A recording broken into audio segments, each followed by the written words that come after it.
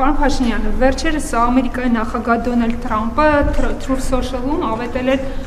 փոխնախագահ Ջի Դի Վենսի փետրվարյան այցի մասին եւ Հայաստանի մասով գրել էր, որ մենք կկնքենք խաղաղ միջուկային համագործակցության հիանալի համաձայնագիր Հայաստանի հետ, պայմանագրեր մեր կիսահաղորդիչներ արտադրողների համար։ Կհստակեցնեք ինչի մասին է խոսքը, արդյոք սա նշանակում է, որ Հայաստանը ատոմային կայան կառուցելու մասով արդեն կողմնորոշվել է եւ ընտրել է ամերիկյան տարբերակը։ Այստեղ զուտ հիշեցնեմ, որ դուք ասում էիք, որ փոքր մոդուլային ռեակտորները անվտանգ են, քանի որ եթե նրա այնտեղ վտանգ է լինում, դա համարվում է լոկալ նշանակության արտակարգ իրավիճակ։ Մինչդեռ փորձագետները ասում են, որ ամեն ինչը անորոշության փողի տակ է թաքնված, քանի որ եթե ավանդական ատոմականների մասով ունենք 80 տարվա փորձ, ապա ՓՄՌ-ների մասով ընդհանրապես փորձ չկա համաշխարհային, ու Ռուսաստանն ու Չինաստանը որոշակի փորձ ունեն, բայց ոչ գետնի վրա կառուցված ՓՄՌ-ների մասով, իսկ մնացած երկրները այդ փորձն էլ չունեն։ Հիմա ի՞նչն է պատճառը, որ Հայաստանը, եթե ընդունել է նման որոշում, ինչ հիմնավորում է ընդունել, մանավանդ եթե հաշվի առնենք, որ Հայաստանի տարածքը փոքր է, եթե ասենք որոշեն այստեղ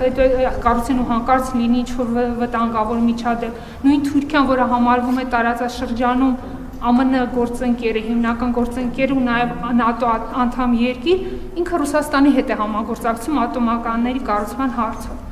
Հիմա Հայաստանը ընդունել է որոշում չի ընդունել ու արդյոք ինչքանով է հիմնավորված, որ մենք կարող ենք լինել փորձադաշտ նման ՓՄՌ կառուցելու համար։ Շնորհակալություն։ Օգոստոսի 7-ին Վաշինգտոնում նախագահ Տրամփից ստորագրել եմ 3 մտադրությունների հուշագիր, որոնցից մեկը վերաբերվել է էներգետիկ ոլորտին, որը ներառում է նաև միջուկային էներգետիկան, եւ մենք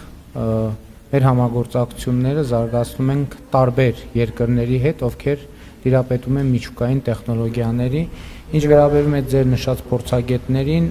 պետք է խնդրում ենք այդ փորձագետների կոնտակտները մեզ տվեք, որպեսզի մենք նրանց որակավորումը ստուգենք։ Մենք ինստիտուցիոնալ փորձագետների հետ աշխատում ենք, բայց դա էլ ասեմ, որևէ մտահոգություն անարձագանք կամ չի անտեսվելու, եւ մենք այս պահին աշխատում ենք բոլոր գործընկերների հետ, Ֆրանսիայի հետ, Միացյալ Նահանգների հետ, Ռուսաստանի հետ, Հարավային Կորեայի հետ, Չինաստանի հետ եւ անհրաժեշտ որոշումները կկայացվեն համապատասխան բոլոր հնարավոր հարցերի հնարավոր վստահելի պատասխաններ ստանալուց հետո։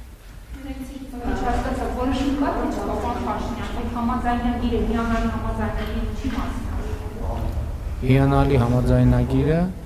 միջուկային էներգիայի ոլորտում համագործակցության մասին է։